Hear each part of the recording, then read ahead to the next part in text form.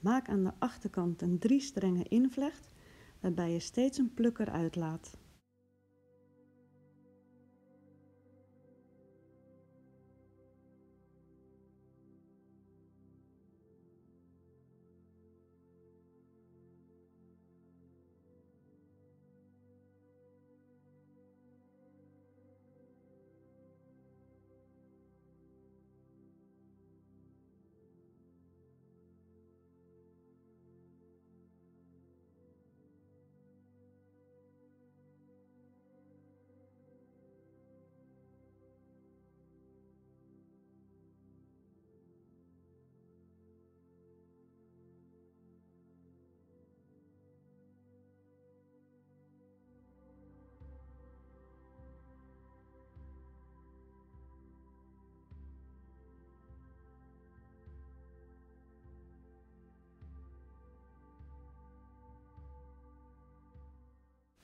Aan de voorkant komt een 3-strengen opvlecht, waarbij ik alleen aan de voorkant plukken erbij pak.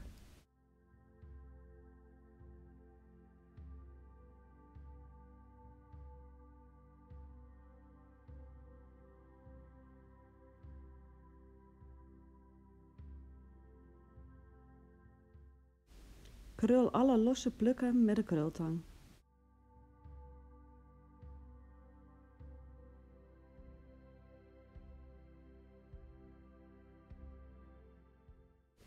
Zet de plukjes met schuifspeldjes vast in de vlecht.